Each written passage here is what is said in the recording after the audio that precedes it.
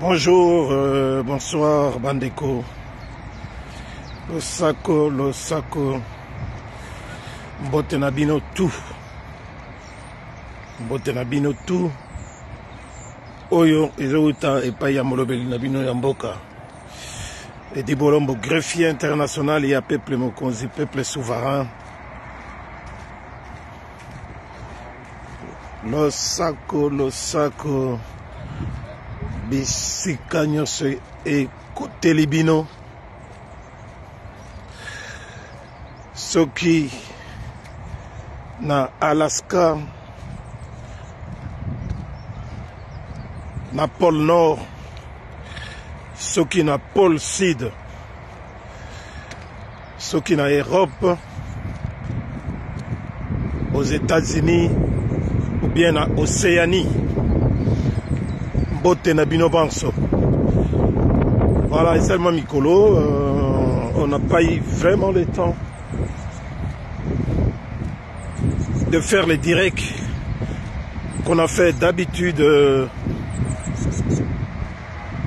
pendant la marche matinale à Edi Bolombo, greffier international. Lelo, moi, occasion et somi, on a l'habité. Allo Belabino, moi les solo. Mais avant tout ça, bande gonangai, allez na mawa mingi, mawa ebele. Au balobi, faut toujours kokabula mawa na baye bazali na mawa. Kosangana pe na esengo na ba oyo bazali na esengo. En tout cas, je le regrette de vous annoncer une autre mauvaise nouvelle. Oyo, Ekweli, Leki, Yaya, Noko, cousin, Ndeko, collègue Yabitumba, la famille Ndeko Alain Bolochwa Ibola,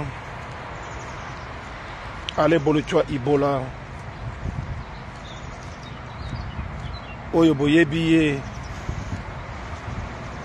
en tant étant politicien, Nakatia, lèvons-nous et bâtissons le BAT en un mot.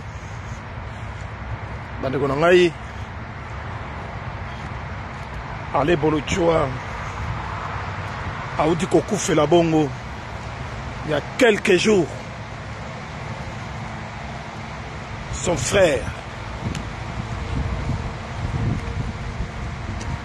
Olivier Bolochwa, le docteur Oyo Aoudi Kotika Biso, il y a quelques jours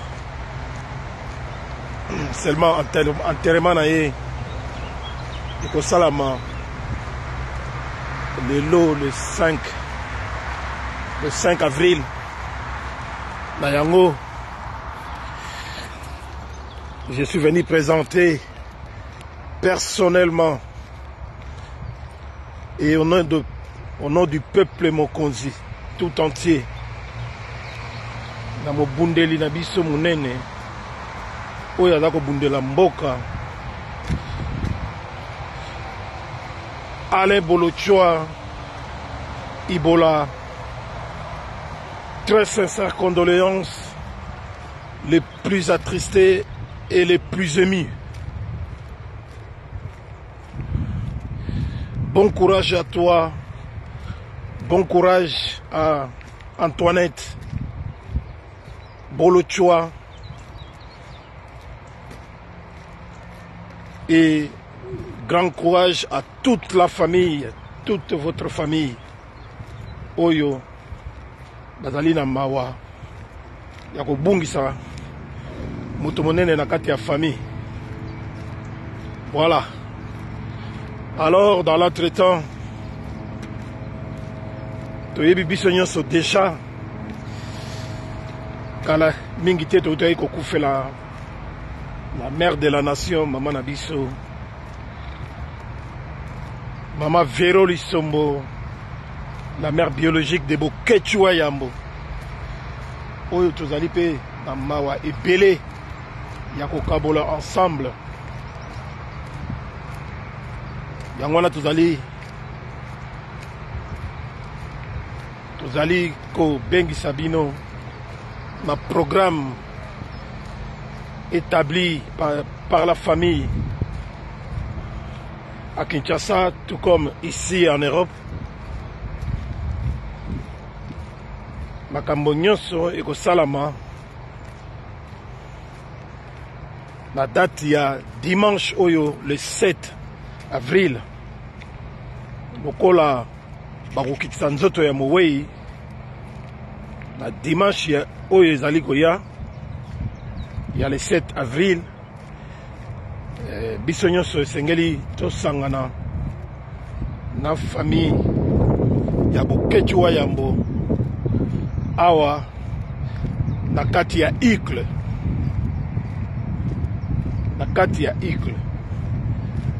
na salle ya église Saint-Marc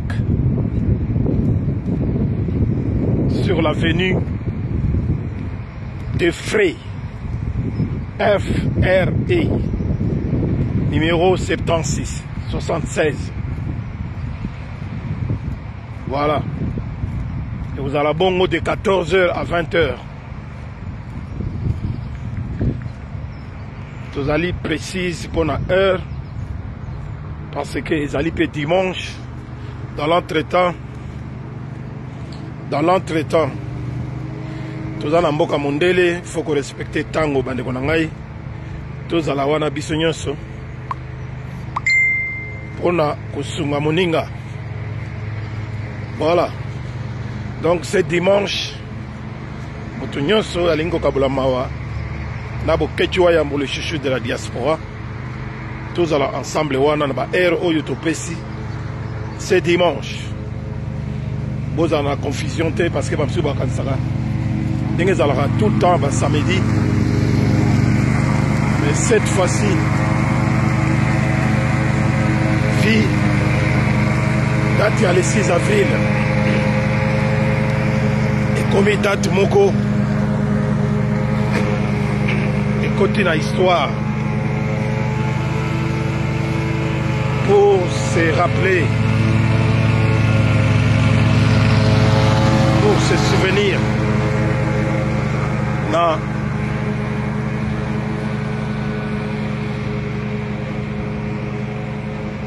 patriotisme ya fumu tata Simon Kimbangu date wana ya le 6 et comment férié. Donc enterrement bamakambo ebele ezosalama lisusu te. Voilà yango namoni makambo ya Vero Lisombo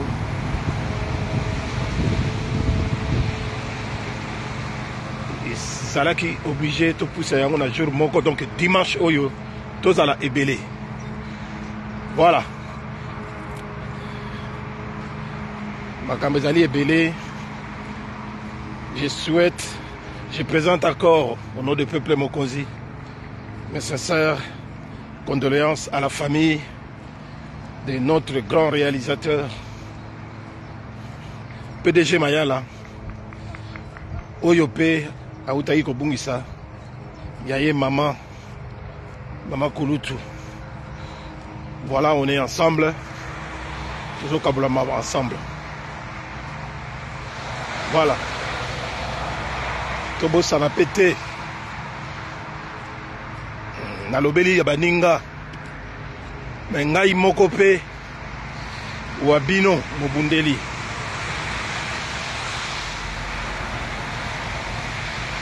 Anniversaire ya liwa ya papa na ngai oyo, papa biologique Michel Nzonzo atikaka biso na date ya le 3 avril. Atikaka biso na date ya le 3 avril 2017. Voilà. Makambo yango esalamaka kaka. Ba age pe soki epusani, surtout na mboka na biso wana, où il y a le désordre total, où il y a le chaos total, où on ne peut rien faire d'autre. Pour tout ça, ce peuple à Téléma, au lieu de se lamenter, ça ne sert à rien de se lamenter. Un peuple qui ne revendique rien, un peuple qui ne se bat pas pour son propre sort,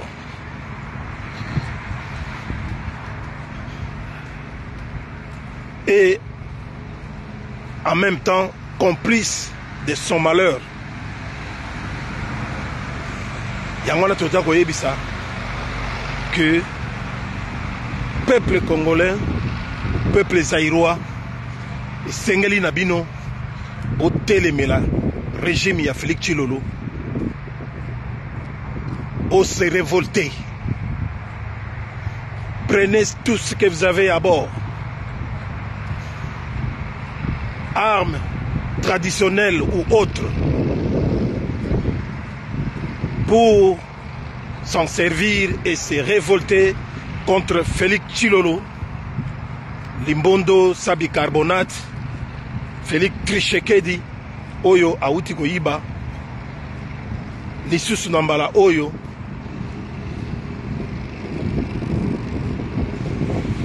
pouvoir Nabino en tant que peuple, par des élections bidons, chaotiques,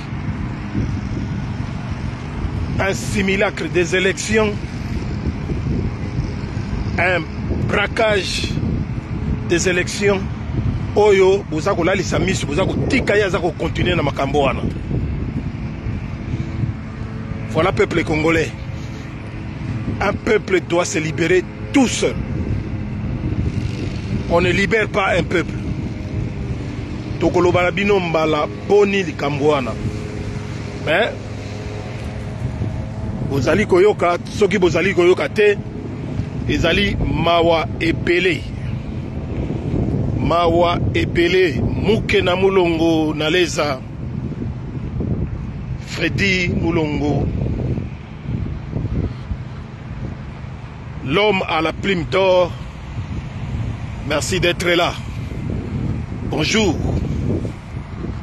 Kulutu Greg Mbongo, Greg Mbongo Losako.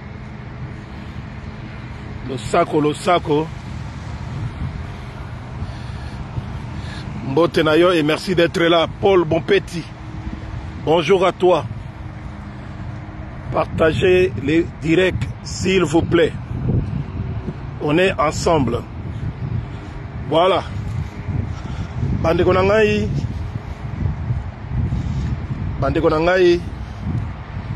Naye kaka pona lobala bino mwa likambo muke kaka. Je ne voudrais pas en faire trop de commentaires parce que on s'en fout. On s'en fout de Félix Tshisekedi, de son régime, son gouvernement, de menteurs, de traîtres et de médiocres. Tellement qu'il y a plein de médiocrité, tellement que tout est pourri de la tête aux pieds. C'est à vous, le peuple, de se lever contre ça. Voilà donc, Bisoba Oyo, nous qui sommes des grands révolutionnaires, on est tellement en colère de voir que tout ce qui se passe en RDC, tout ce qui est d'anormal est devenu normal. Est devenu normal. Tout ce qui se passe en RDC ne se passera jamais dans aucun autre pays du monde, peuple congolais. Avec Félix Tshilolo, qui vend tout, qui nous dépossède de tout, au profit Yabatu Oyo, Azali, pour rendre compte na bango. À tout les Rwandais, il y a Paul Kagame, Museveni, Hippolyte Kanambe, alias Kabila, théâtre na bango, et que Félix leur donne tout. Félix Azomona biso pamba, Félix Azomona continue à nous négliger, continue à se moquer de nous, parce que nos peuples, boutique lié champ libre, ya munene, boutique lié espace, oyo, à koki ko déconner naïe, et maintenant il prend confiance. Maintenant il prend conscience, il continue à avoir confiance. Et en prenant conscience, comme c'est un inconscient, il ne sait pas qu'est-ce qu'il est en train de faire. Parce qu'il est capable de tout. Félix Tshisekedi, Tshilombo, est capable de tout, comme avait dit son mentor Paul Kagame. Capable de vous faire tuer, capable de créer l'insécurité totale dans notre pays, capable Yakoteka Mabele Nabiso, capable de voler, de tout piller en argent, en minerais. Et aujourd'hui, c'est sa maman qui est devenue l'impératrice dans les pays où tout le monde, c'est-à-dire tout politicien, tout dirigeant, inconscients qu'ils sont, ils vont tous aller chez sa maman, s'agenouiller pour qu'ils puissent avoir chacun un poste ministériel qui leur permet de tout voler, de tout piller. Manikolongai, bozomona to bozomona te. Est-ce que bozako mona likambo wana to bozako mona te? Mama Marthe, Malata, ou bisobengaka Malata, c'est une vraie sorcière. Azalakande vraie sorcière ce que vous bakate. Ye Ndemotu azali au centre de tout. Sorcellerie na ye kindokiwana apesa na mwana na ye. Donc ye azalaka diabulu pene ya kosakana te. Mama wana oyo na âge na ye ami telisi ngwa lokola mbila. Pona mutu na ye akanisa ko se réfère jeunesse na ye. Yangono ba boma papa na bango Etienne Tshisekedi ba itufa ye po bango basala ba ventilo baza ko sala wana. Bandeko na ngai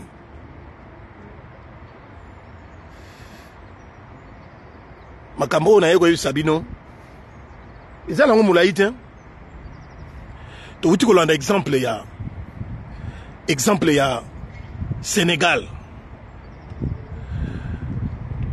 Bomoni et l'activité clairement comment les Européens, les Occidentaux et en particulier la France ou les États-Unis nenge bango batu biso peuple africain to pesa bango espace complexe Batumwindu africain bazana à l'égard ya Mindele to tikela bango temps ebele pardon pour basakana na biso ndenge oyo pour na ba manipuler ka biso ndenge oyo pour ba comme ça Afrique qui est le berceau de l'humanité, l'Afrique qui est l'Afrique qui a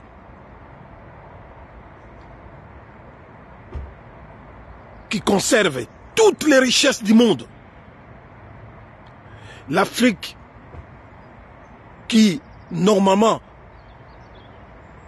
doit être appelée, qualifiée d'un continent le plus riche du monde. Automatiquement, ces territoires, son peuple, devrait également être le plus riche du monde. Tous, nous les Africains, on devait être des riches. Mais, compte tenu de la manipulation des Occidentaux, qui ont tout détourné en Afrique, en manipulant les dirigeants africains, idiots, corrompus, le Kola Hippolyte Kanambe, Paul Kouagame, Macky Sall, Oyo, Alingaka Mekalisus na Sénégal, Oyo Alingaka Mekalisus na Sénégal, lui qui était contre le troisième mandat, lorsqu'il était en opposition, à Télémela Kiango, parce que il a trouvé que c'était contre la Constitution. Il y a Sénégal. Mais, Yewana, sous la manipulation, il y a Macron, il y a France et tout ça. Il voulait un peu en faire trop. Il voulait essayer, par la force, commettre ce qu'on appelle en politique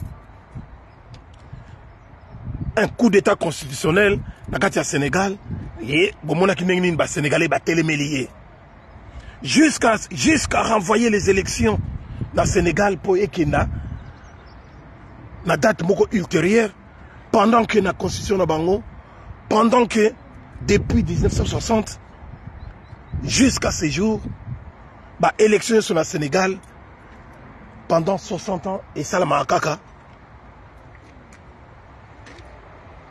entre février et mars, la date moko fixe vers les 20. Il y a un qui a poussé à Ngokuna tout ça, mais malgré la corruption dans le Sénégal, les lots ont dit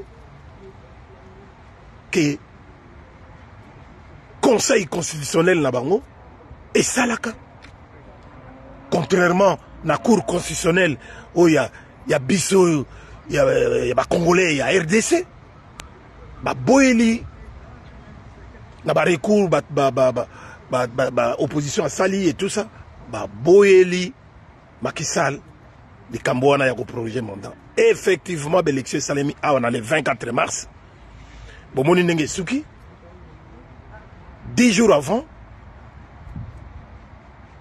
il était obligé de faire sortir ses prisonniers politiques, Ousmane Sonko et son secrétaire Diomaye Faye, Babimi 10 jours avant. Bomoni Nenge Salami Sonko, Alekisi, patriotiquement, Alekisi, Ndekonaye Diomaye Faye, Liboso na place naye, parce que y a Azalia qui empêchait ma décision juridique. Il y a farfelu, il y a Makambo Oyo, Macky Sall a conseillé, a conseillé qui Sonko et tout ça. Mais Alekisi quand même Ndekonaye, allez Kaliboso pour a postulé. Et voilà, c'est comme ça que les choses ont passé patriotiquement, et puis avec sagesse et intelligence, Diomaye Faye a gagné l'élection. Un exemple, le Sénégal reste et restera un exemple de démocratie en Afrique. Soni pona bisoba congolais, Soni est belé la nation congolaise, mais Moutulokola, Félix Tshisekedi Tshilolo, la famille Tshisekedi, la famille politique, il y a IDFS, IDPS, Oyoba Botama avant la honte, n'auront jamais, même une seconde, la honte ou l'humiliation. Il y a Makambo Oyo Bango Basali, il y a fraude massive, bien que notre pays, comme nous le disons toujours, que c'est un pays qui est sous occupation et que la moindre des choses, c'était de ne jamais aller aux élections dans un pays sous-occupé. Bandikonangai, Yangwana Moni, Bisoba Oyo, Toloba, Lokola Toloba, Boyo que la rabisoté. Voilà les conséquences. Lelo Oyo, opposition à Bungi, opposition entre guillemets, parce qu'il n'y a jamais eu l'opposition en RDC. C'est un pays des voyous de la politique. C'est un pays sans foi ni loi. C'est un pays où on ne respecte rien du tout. Mais vraiment rien du tout. La constitution est piétinée. Ce qui demande à nous, les vrais Congolais des souches, les vrais Zaïrois, les patriotes, de récupérer ces pouvoirs avec un peuple digne. C'est ça que senga na bino bande konangai. Botika ko zela ba gouvernement ya buzoba. Bomoni yango bien. Félix Tshisekedi. Il comme na yo bisabino ko yango yo. Félix Tshisekedi. Voyant que Azui pouvoir ya Moyibi depuis le 20 décembre il y a 2023, Tilelo Oyo Tokumigolanda 4 mois. Tokumigolanda 4 mois. Ce qui est démocratie en Wezalaka. De boni bomon. Mutua yibi ya koyiba. Asali ba ventir na ye. Lelo Oyo. Azoko quand même pas. Même si Lelo Oyo na zozo solo awa. Il n'y a pas encore eu de gouvernement. Soi-disant. Les gouvernements fantoches, les gouvernements des aventuriers, des voyous de la politique, des mafieux, la mafia. Oyo, batako bomisa batu partout, nakati ya Congo wana. Ba territoire na biso, banda ba botola, kaka à la moindre petite escarmouche, à la moindre escarmouche, to monaka eloko mokote. Un gouvernement ou un président pantin, un président marionnette, un gouvernement de façade, pour faire semblant, pour vous distraire, pour distraire le peuple congolais. Et le peuple congolais, au lieu de comprendre le jeu, non. Il se laisse aller dans ba jeu, il y a ba fantaisie, il y a ndenge wana croyant que makambo bango bazako loba eko salama eko bonge bako bongi samboka bako sala bona boy ba ne kona ngai bo bima na ba aventure wana. Félix Yewana, par la force des choses, qu'est-ce qu'il vient de faire? Vite fait, lokola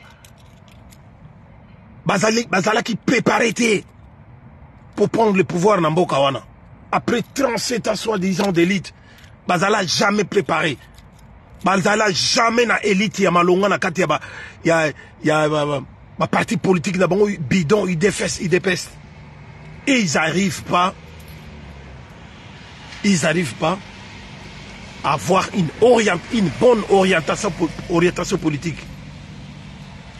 Ils ne savent pas, Félix n'arrive pas à aligner des bons éléments politiques. Donc, nous l'avons prédit, Bisoba Oyo, Toloba Yango, que Félix, 5 ans et les kaki, oh Azali Mwanambuka boutika ye, akusala quelque chose, akubongisa, 5 ans yango esili. Yango Toloba ki lisusuki. Awa ndenge ya utiko yiba ya koyiba, oye monani polele, pe azo bombe torche. Akosili sa manda oyo ya lokuta oyo ya zuite. Peuple congolais, nous vous le redisons une fois de plus. Akosili sa manda oyote. Parce que il n'a personne avec lui. Et loko ya moyibi et sukakaka mabe. Il n'a personne pour gérer, diriger ce pays. Parce que lokuta eleki, trahison eleki, cohésion na peuple exaté. Oya wuti ko nommé wana vite fait. Kaka pour Monique, pression eleki, et puis à Monique, Macky Sall, ba bouteille dehors, et que ba wana ba jeune wana, oyo baza bana na ye, mwana na ye, oyo awuti ozo pouvoir, ya malonga na kati ya Sénégal, asiliko Kobimisa déjà, voilà des gens qui sont des gens qui ont été préparés, bien que Bandima qui teke di Kuba Kokozwa, président de la République du Sénégal, 10 jours après la libération, mais Diomaye Faye n'a pas tardé à nommer son premier ministre, qui est à la personne de Ousmane Sonko. Et voilà maintenant, les choses commencent à prendre son allure pour n'abat ça le gouvernement Oyo Ekoki pour continuer à mieux gérer le Sénégal selon vision d'Abango. Il y a rupture totale avec la politique du passé. Mais Tala Félix, aucune vision, aucun projet, aucun programme politique. Yewana wuti ko nommé Mama wana ya métis. Hein? Wuti ko nommé Mama wana mutoye biyete, toye biyete, lelo batwaza loba. Jidit sogi nani kombo na ye nazo ye bango pe biente. Mutumuka ye biyete, elle est sortie de nulle part. Maintenant, il faudra faire des recherches pour la qui elle est, d'où elle est venue. Tuzoyoka, que ba origine nae, ezali douteuse, peut-être à cause de la congolaise d'une part et de l'autre. Donc, ceux qui, portugais, papa, ceux qui portugais, ceux qui, maman, ceux qui d'origine portugaise, ceux qui angolaise, on ne sait pas vraiment. Pendant que l'IDPS, bango, Nabat Moussousou, Batako disait que il faut être des pères et des mères. Bande Konangaï, je ne peux pas rentrer dans tout ça. C'était juste pour vous dire que ces choix-là que Félix vient de faire, ce n'est pas un choix pour l'intérêt général, pour l'intérêt, l'intérêt public, pour l'intérêt du pays ou de la nation. Mais c'est un choix que je qualifierais un choix peut-être pour déjà un choix pour son intérêt personnel et à Félix. Parce que Félix veut tout contrôler. Le rôle la monnaie que le peuple congolais azana ya banga banga azana indengona surtout bakinois pour tout contrôler. Il veut faire comme il a fait avec l'autre là, Samba Lukombe, un premier ministre qu'on n'a jamais entendu parler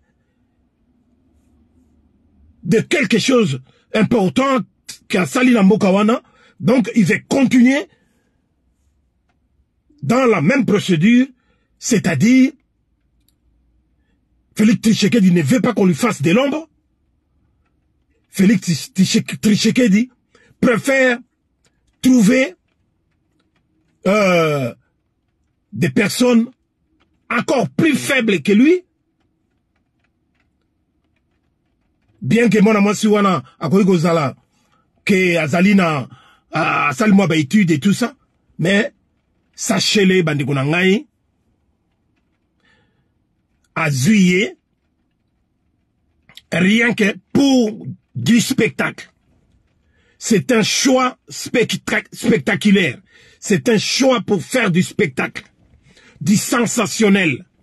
C'est-à-dire, le Kola, Félix Tshisekedi n'a jamais été considéré légitimement président Yaba Mboka na biso. Alors, il va toujours ailleurs pour na luka légitimité wana oyo akotikala jamais kozwa yango.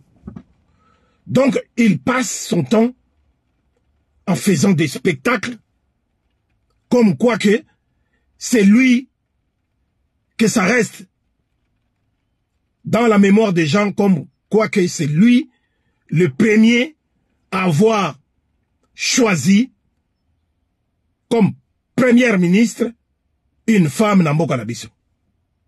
Voilà, tout simplement c'est ça. Est-ce que biso ba Congolais tokolia ba spectacle na yazo sala wana yangone muteke eko construire biso ba route yangone muteke bongsela biso mboka. Mais non. Donc c'est un choix spectaculaire qu'un idiot peut faire ça, qu'un idiot peut raisonner comme ça. Félix a salé la bino Congo et locomocoté parce que rôle oyo ba pesaye na ba tout Rwando, Ougandais, rôle oyo ba pesaye, c'est un rôle de jouer un rôle d'un président. C'est-à-dire qui n'a jamais été véritablement président. Mais il joue le rôle d'un président. C'est-à-dire faire comme si il était président, mais dans le fond, il n'a jamais été président. Et il ne sera jamais un chef de l'État. La preuve, ma décision, à Zouaka, Nyoso Yaminene, et qui n'a pas mai. Il ne fait que rendre compte à ceux qui l'ont créé. N'a pas créateur naïe. À ça qu'on rendre compte n'a pas créateur naïe. Tout ce qui est sur le plan économique, politique, stratégique, militaire et autres, Nyoso wana asala kango pona Rwanda et non pour le peuple congolais. C'est ce que nous voulons, c'est ce que nous voulons vous faire savoir. Que boyeba et zandengoana. Bozela eloko mokote na Félix Tshisekedi. Félix Tshisekedi, c'est un voleur. Un idiot, un voyou, un escroc. Yangwana, un criminel n'alignera autour de lui, ne s'alignera autour de lui qu'avec des criminels, des voyous comme lui, Akochaka Batomalongate. Yewana a dribblé Zoba Msusoka Jean-Pierre Bemba, Kamere et les autres. Maintenant, à Tchelibino, moi si moko boye, oyo ye a manipulé facilement. Donc bandekonangai, on a ingana yebisa bino yangoana. Biso toya aga kolobakaka, ba vérité, toya ka utali sabino. Ba observation na biso, ba réalité, nenge ezali kokende mama Jennifer Mombo m'a dit le sanko mambote ebele na mama oyo ba mama de valeur. Partagez le direct na komi vraiment na suka et loko na ngana yebi sabino yangoana. Et loko na ngana yebi sabino yangoana en tout cas, je continue toujours et je continuerai toujours à remercier des gens qui luttent avec nous. Batulokola ba Marius Bayende kombo lengi oyo aleka bibende ya Tour Eiffel na atomium ma valeur papa na biso honorable des honorables Alain Boyo ya mama Gimboyo commandant iso ya Eunice Banz Koloba magasin Mibale sur la même avenue Gent Strat na numéro 53 pe na numéro 92 92 na kati ya Alost. Merci beaucoup. Et puis Tobo Sanate Banana Bino William Bolombo Roby Bolombo ba fungoli pe ya bango eloko moko na kati ya Waregem 87 90 Waregem sur la rue Roterey Strat numéro 226. C'est un magasin de nuit, night shop. Ça s'appelle Sweep and Chop. En face, il y a Shell. Nakati Waregem, Bole Kakuna. Il y a tout. Ce qui vont rater Kakana Moyi. Et pas il y a Maman Eunice Banz. Bo s'inquiéter. Bo les laté. Bo pousse en aka mouke. Moi liboso. Na Waregem. Na dresso na pesibino. Yabana na bino. Bokokuta. Tout. Voilà donc bandeko na ngai. On a nyana yip sabino pona lelo yango wana. Jenny Lembigazor. Mousabou. Ozalaki ozaki na boulot. Ozana boulot. Oh là là. Yamana na moniote depuis le début. Mais na komi na soka. Partagez kaka. Direct comme ça olana bandai bandeliti na suka mais en tout cas bandeko ngai oyo nazalaki nango yango wana bola na ba fantaisie ya Félix Tshisekedi te en dehors ya premier ministre pour créer et faire des spectacles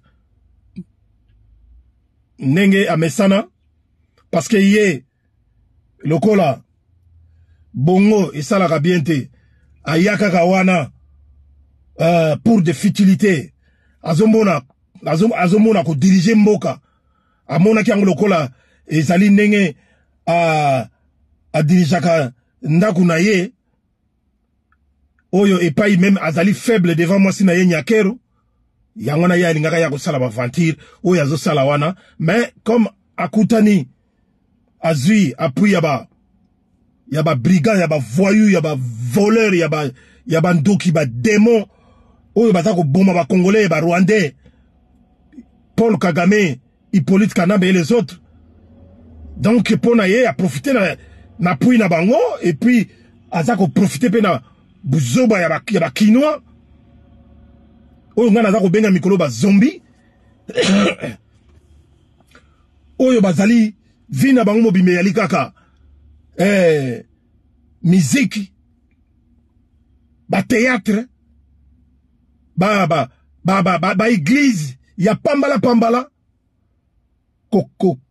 kokota ba comment est-ce qu'on appelle ça encore kokota ba retraite na l'église zanga tina oleba bundela mabele oleba benga na bato bazo sala bango mabe au contraire baza ko betela bato bazo sala bango maboko même syndrome de Stockholm oyo balobaka et comment on a niveau te ne pas ba congolais jamais de la vie jamais vu donc bandeko na ngai soki tolingi to libérer to se libérer na mboka wana esengi na ngai na yo na ye biso tuto telema tozwa courage ya kobenga na Félix Tshisekedi parce que c'est lui l'arbre qui cache la forêt c'est lui qui est au centre de tout yem dabomba ba rwandais batutu na ba occidentaux ba mafieux occidentaux oyo bazana sima masolo ya Congo mine de rien nous pouvons tout perdre nous pouvons tout perdre or ma bele wana eza ma bele oyo moktu nyonso na mokili na monde entier aza kolula yango mais biso batuzana yango on n'est pas sérieux du tout donc bandeko na ngai merci beaucoup na tekibino pona nakoyebisa bino ke boyeba ke mwana mwasi wana akosalaka na ye eloko moko te. Félix azo continuer na ba spectacle na ye parce que amoni bino tout faible. Or que lui-même au départ il est très faible. Jamais vu dans le monde entier quelqu'un qui est appelé, quelqu'un qu'on sous-entend être entre guillemets président de la République, mais qui n'arrive pas à agir contre les gens qui agressent son pays. Il est là, en train d'escamoter, d'esquiver les coups, mais il ne se défend pas. Voilà. Azwa décision yo mabe, azwa oyo mabe, nyoso ezako sala eloko moko te. Tala neto père ba bunagana ba ruchuru ba mboke belé et ça continue, ce n'est pas encore arrêté. Toko père ba mboke belé pour na kozana mutu kwa Félix Tshisekedi, un voyou, un voleur qui ne se contente que de lui-même et de sa famille, na ba mbongo azako yiba, le lolobi akwe kokima. Mais ozo apenzela kokima. Ozo apenzela kokima. Voilà na suki wana bandeko na ngai losako na ba mama na biso nyonso to bundaka na bango. Mama Mongala, Brigitte Mongala, Mama Deboulonné TV, Mama Maserati Kipavita, Mama Lydie 2000, Mama Kenny Amusoko FR, Mama Béatrice Lokwa en Hollande. Voilà. Et puis le sako na Fabala, Fabrice, journaliste patriote, nakati ya Starnet TV. Le sako, merci beaucoup. Ingeta, on est ensemble. Partagez si vous le voulez bien. Merci beaucoup. Bon week-end et à la prochaine occasion. Ciao.